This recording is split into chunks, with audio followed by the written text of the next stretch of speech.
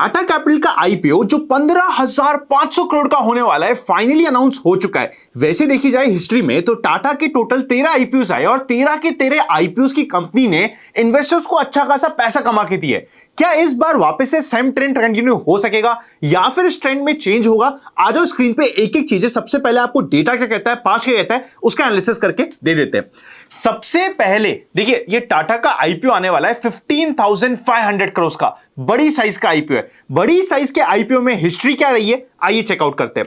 अगर हम रीसेंट नाम की बात करें तो सबसे पहले हुंडई था, 27,800 करोड़ का आईपीओ का साइज था। लिस्टिंग के दिन पे हल्का फुल्का लॉस, मतलब 1.33% के लॉस पे लिस्ट हुआ था। सेकंड बड़ा आईपीओ था 20,500 करोड़ का एलआईसी, 949 रुपीज का इसका प्राइस था, पर आपको याद होगा रिटेल के लिए 45 रुपीज का एडिशनल डिस्काउंट था। 8.11% का लॉस हुआ था। 18,300 करोड़ का था पेटीएम, जहां पे 9.3% का लिस्टिंग पे लॉस हुआ था। मतलब 15,000 करोड़ रेदर 18,000 करोड़ के ऊपर के आईपीओ में तो हमें लॉस देखने को मिला है पास्ट में। इसके बाद हमारे सामने 15,200 करोड़ का कोल इंडिया का आईपीओ था, जिसमें 25% का प्रॉफिट हुआ था। लोगों ने भर भर के पैसा कमाया था और यह एक ऐसा आईपीओ था जहां पे अलॉटमेंट भी मिला था, लोगों ने पैसा भी कमाया था। रिसेंटली लिस्टिंग हुई थी एचडीबी फाइनेंशियल्स की 12,500 करोड़ की। साइज के डिसेंडिंग ऑर्डर में मैंने इंडिया के बड़े आईपीओ आपके लिए मेंशन करे स्टडी के पर्पस के लिए। यहां पे लिस्टिंग में 12.84% का गेन हुआ था और यहीं से अगर आपको याद हो तो आईपीओ मार्केट का जो सेंटीमेंट खराब हो रखा था वो इंप्रूव हुआ था। रिलायंस पावर एक सैड स्टोरी है। स्टार्टिंग में तो आपको लिस्टिंग के समय इमीडिएटली तो प्रॉफिट हुआ था 17% का, पर बाद में मेजर लॉस हुआ था क्योंकि सारे के सारे इन्वेस्टर्स यहां पे होल्ड करने की बात कर रहे थे। फाइनली 11,300 करोड़ का स्विगी का आईपीओ, जिसमें मात्र 7-8% का प्रॉफिट हुआ था। मतलब अगर आप पास्ट में देखोगे बड़े साइज के आईपीओ में मिक्स्ड रिएक्शन है, कुछ जगह प्रॉफिट है, कुछ जगह लॉस है। डिपेंड करता है कि किस समय पे, किस मूल माहौल पर, किस वैल्यूएशन पे आईपीओ आ रहा है, ये चीज पे काफी कुछ डिपेंड हो रहा है।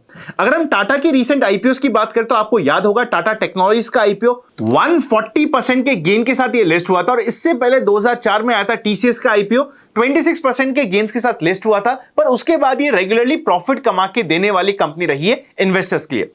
टाटा के पास एक पुरानी लीगेसी है, 13 से ज्यादा आईपीओ की लिस्टिंग है जो सक्सेसफुल है। इसकी वजह से हर कोई एक्साइटेड है इस आईपीओ को लेके। मोर देन दैट, इस आईपीओ का साइज बड़ा होने के कारण लोगों का एक्साइटमेंट ज्यादा बढ़ रहा है कि फाइनली एक आईपीओ आ रहा है जहां पे हमें अलॉटमेंट मिल सकता है।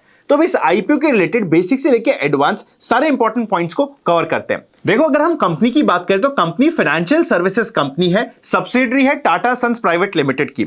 एनबीएफसी है, काफी वाइड रेंज ऑफ बिजनेस है। की ऑफरिंग्स में इनके consumer loans, commercial finance, wealth management, investment banking, private equity and clean tech finance आ जाता है। आईपीओ ओपन होने वाला है 6 से लेके 8 अक्टूबर के बीच में। 9 को अलॉटमेंट डिसाइड हो जाएगा, 10 को या तो रिफंड मिल जाएगा या फिर आपको शेयर्स मिल जाएंगे। अलॉटमेंट के चांसेस हाई है बिकॉज साइज बड़ा है, तो आपको ये भी ध्यान होना चाहिए। टेंटेटिव लिस्टिंग की डेट है 13 अक्टूबर। 46 शेयर्स का रिटेल में एक लॉट है 14,996 रुपीज का। एचएनआई स्मॉल में मिनिमम 14 लॉट्स और एचएनआई बिग में मिनिमम 67 लॉट्स के लिए आपको अप्लाई करना पड़ेगा। 15,511 करोड़ का आईपीओ का टोटल साइज है, जिसमें से 6,846 करोड़ से फ्रेश इश्यू, बैलेंस है ऑफर फॉर सेल।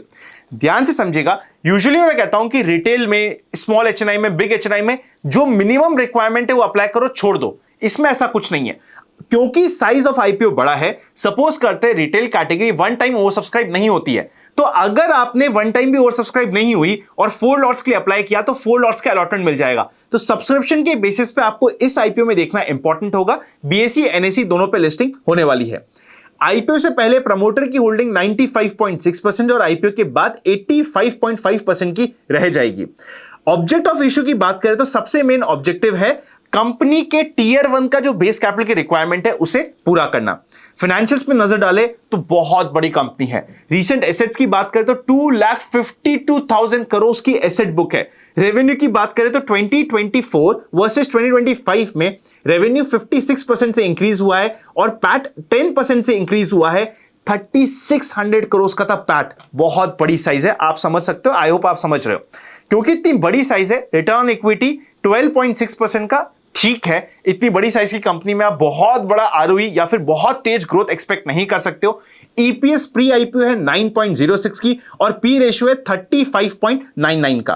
देखिए, अगर हम इसमें कंप्लीट पीयर कंपैरिजन करने की कोशिश करें तो बजाज फाइनेंस जिसका पी रेशियो 37 का, श्रीराम फाइनेंस 12 का पी रेशियो, चोलामंडल जिसका 31 का पी रेशियो, एल&टी फाइनेंस 23 का पी रेशियो, सुंदरम 27 का P ratio and HDB financial जिसकी रिसेंटली लिस्टिंग हुई थी 28 के पी रेशियो के सामने हमारे साथ आ रही है।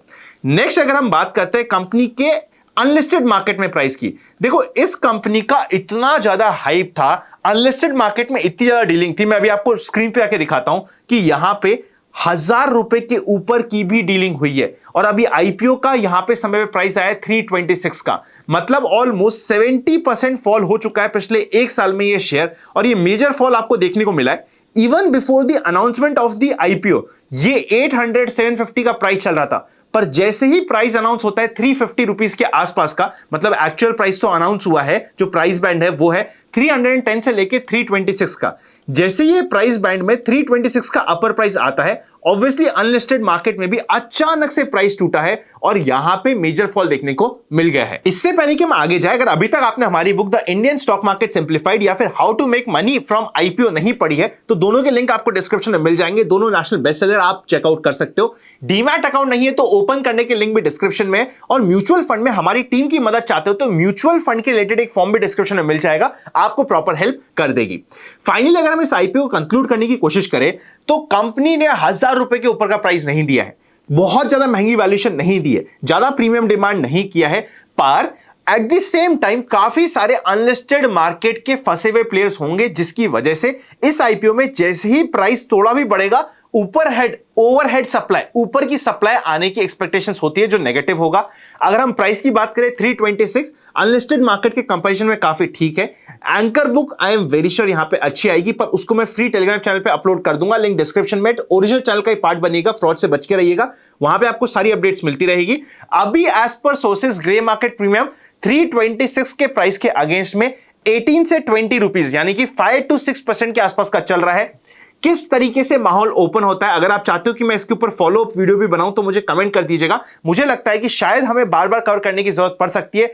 इसके साथ एक और बड़ा आईपीओ आ रहा है नेक्स्ट वीक में एलजी का, उसे भी कवर किया जाए क्या, कमेंट में जाके बता दीजिएगा। हैप्पी लर्निंग एक काफी इंपॉर्टेंट वीडियो स्क्रीन पे आ रहा है, चेकआउट करके ही जाना।